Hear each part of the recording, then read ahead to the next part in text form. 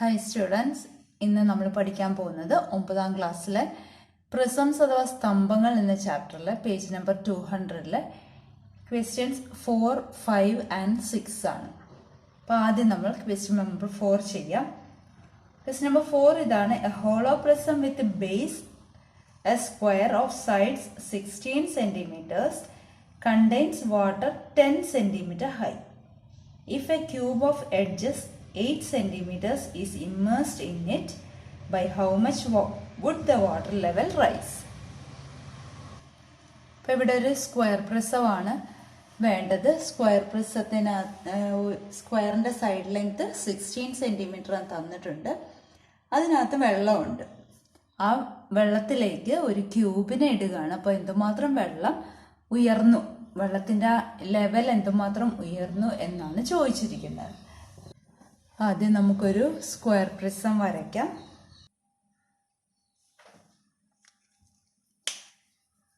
ഇവിടെ ഒരു square prism വരച്ചിട്ടുണ്ട്. അതിൻ്റെ ബേസിൻ്റെ എഡ്ജ് 16 സെൻറ്റിമീറ്റർ തന്നിട്ടുണ്ട്. പിന്നെ 10 സെൻറ്റിമീറ്റർ ഹൈറ്റിൽ വെള്ളവും ഉണ്ടെന്ന് പറഞ്ഞിട്ടുണ്ട്. ഇനി ഇതിനകത്തേക്ക് ഒരു ക്യൂബിനെയാണ് ഇടുന്നത്. ആ ക്യൂബിൻ്റെ സൈഡ് ലെങ്ത് തന്നിട്ടുണ്ട് 8 സെൻറ്റിമീറ്റർ ആണ്. അപ്പോൾ എന്തുമാത്രം വെള്ളം ഉയരും എന്നാണ് ചോദിച്ചിരിക്കുന്നത്. അപ്പോൾ ഇപ്പോൾ ഇവിടെ ഒരു ക്യൂബ് ഞാൻ റഫായിട്ട് വരയ്ക്കുകയാണ്.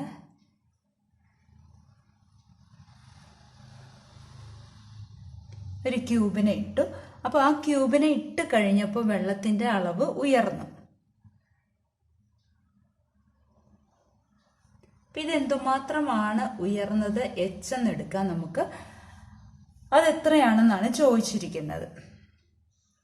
അതായത് വാട്ടർ ഇത്രയും ഉയർന്നു.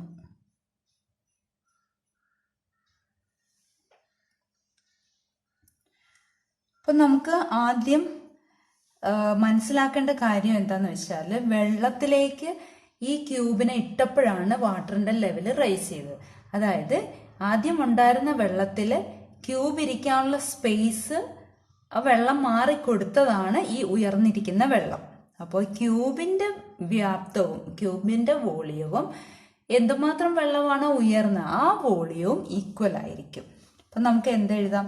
Volume of water raised equal to volume of the cube എന്നെഴുതാം.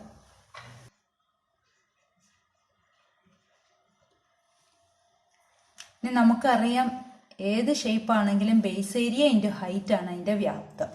അപ്പോൾ ഇവിടെ വെള്ളം ഉയർന്നത് ഏത് ഷേപ്പിലാണ്? സ്ക്വയർ പ്രിസത്തിനകത്താണ്. അപ്പോൾ ബേസ് ഏരിയ എന്ത് വരും?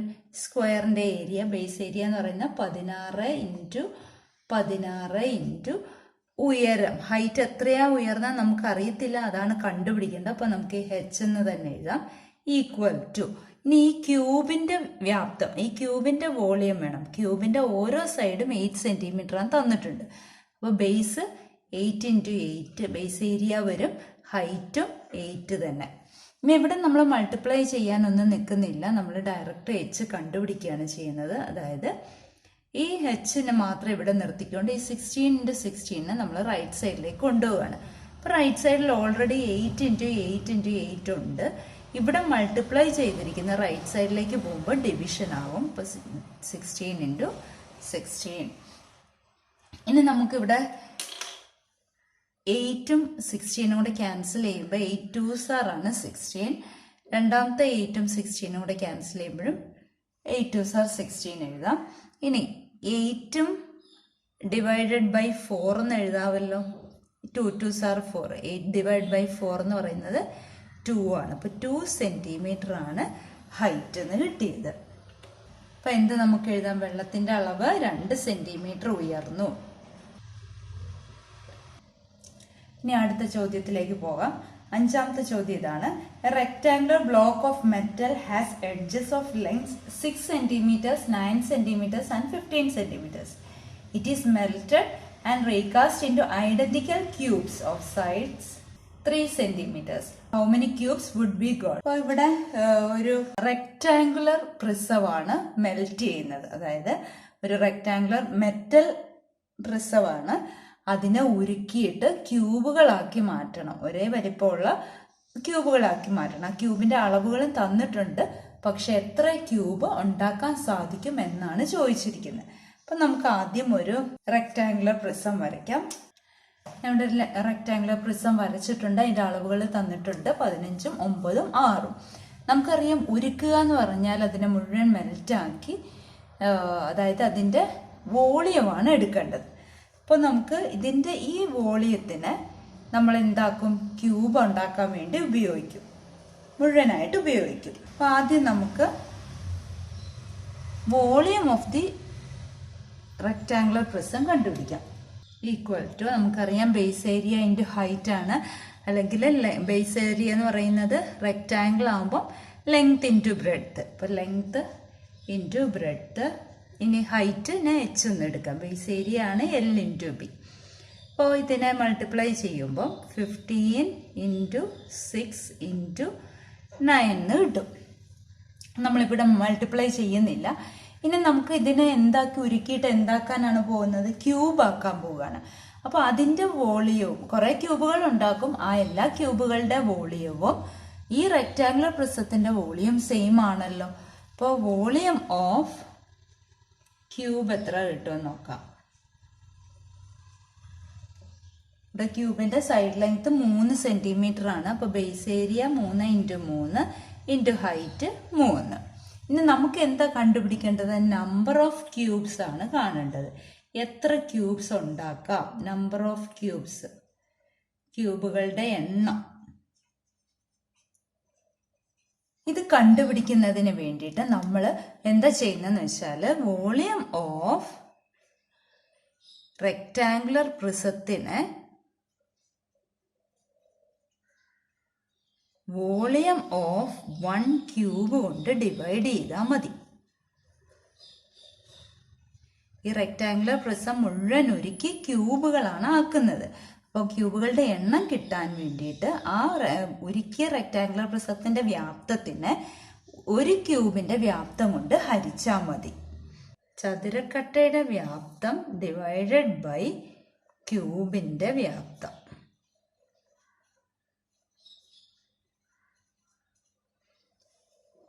കാണുമ്പോൾ നമുക്ക് ക്യൂബിന്റെ എണ്ണം കിട്ടും. അപ്പോൾ ഇവിടെ ചതുരക്കട്ടയുടെ വ്യാപ്തം എന്ന് പറയുന്നത് ഇതല്ലേ, 15 ഇൻറ്റു 6 ഇൻറ്റു 9 ബൈ ക്യൂബിന്റെ വ്യാപ്തം എന്ന് പറയുന്നത് 3 ഗുണം 3 ഗുണം 3. ഈ 3 ഗുണം 3 9 ആണ്. ആ 9ഉം ഈ 9ഉം തമ്മിൽ കട്ട് ചെയ്തു പോയി. ഇനി 6നെ 3 കൊണ്ട് ഹരിച്ചപ്പോൾ 2 വന്നു. അപ്പോൾ answer 15 into 2 equal to 30 cubes കിട്ടി. അതായത് ഈ അളവുകളുള്ള ഒരു റെക്ടാങ്കുലർ പ്രിസം അഥവാ ചതുരക്കട്ടയെ ഉരുക്കിയപ്പോൾ 3 സെന്റിമീറ്റർ അളവുകളുള്ള 30 ക്യൂബുകൾ ഉണ്ടാക്കാൻ സാധിച്ചു.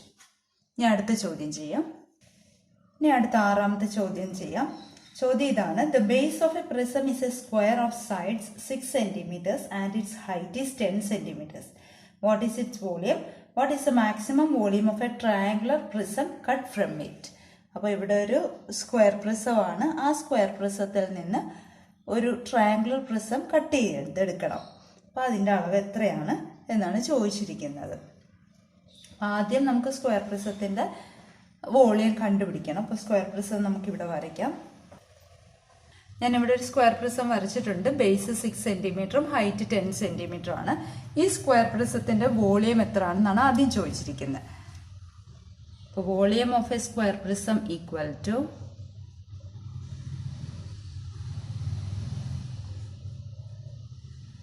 നമുക്കറിയാം ഏത് പ്രിസം ആണെങ്കിലും വോളിയം കാണാനായിട്ട് ബേസ് ഏരിയ ഇൻറ്റു ഹൈറ്റ് ചെയ്താൽ മതി. വ്യാപ്തം എന്ന് പറയുന്ന പാദപരപ്പളവിനെ ഉയരം കൊണ്ട് ഗുണിച്ചാൽ മതി. ഇപ്പോൾ വ്യാപ്തം വി ആണല്ലോ, volume V equal to base area square ആണ്. സ്ക്വയറിന്റെ ഏരിയ എന്ന് പറഞ്ഞാൽ side into side 6 into 6 into height 10. അപ്പോൾ 6 6 ആർ 36 ഇൻറ്റു 10 360 ക്യൂബിക് സെന്റിമീറ്റർ ആണ് അതിന്റെ വ്യാപ്തം അഥവാ വോളിയം. ഇനി ഇവിടെ ചോദിച്ചിരിക്കുന്ന ഇതിൽ നിന്നും ഒരു ട്രയാങ്കുലർ പ്രിസത്തിനെ കട്ട് ചെയ്തെടുക്കണം. അതിന്റെ വോളിയം മാക്സിമം വലിപ്പമുള്ള ഒരു ട്രയാങ്കിൾ പ്രിസം. അപ്പം നമ്മൾ ഇവിടെ എന്താ ചെയ്യുന്നതെന്ന് വെച്ചാൽ നമുക്ക് ആ ബേസ് മാറ്റാതെ നമ്മൾ ട്രയാങ്കിൾ വരച്ചാൽ ഞാനിവിടെ റെഡ് കളറിൽ മാർക്ക് ചെയ്യുന്നുണ്ട്. അപ്പോൾ ആ ഒരു ട്രയാങ്കുലർ പ്രിസം നമുക്ക് കിട്ടും. അപ്പോൾ അതിൻ്റെ വോളിയം എന്തായിരിക്കും എന്നാണ് ചോദിച്ചിരിക്കുന്നത്. നമുക്കറിയാം ഇതൊരു സ്ക്വയർ ആണ്. ആ സ്ക്വയറിൻ്റെ ഓപ്പോസിറ്റ് സൈഡ്സ് പാരലലാണ്. ഈ ആംഗിൾ 90 ഡിഗ്രിയുമാണ്. അപ്പോൾ അതിനകത്തുനിന്ന് വെട്ടിയെടുക്കാൻ പറ്റുന്ന മാക്സിമം വലിപ്പം ഉള്ള ട്രയാങ്കിൾ എന്ന് പറയുന്നത് ഇങ്ങനെ വേണേൽ വെട്ടിയെടുക്കാം, നേർപകുതിയായിട്ട്.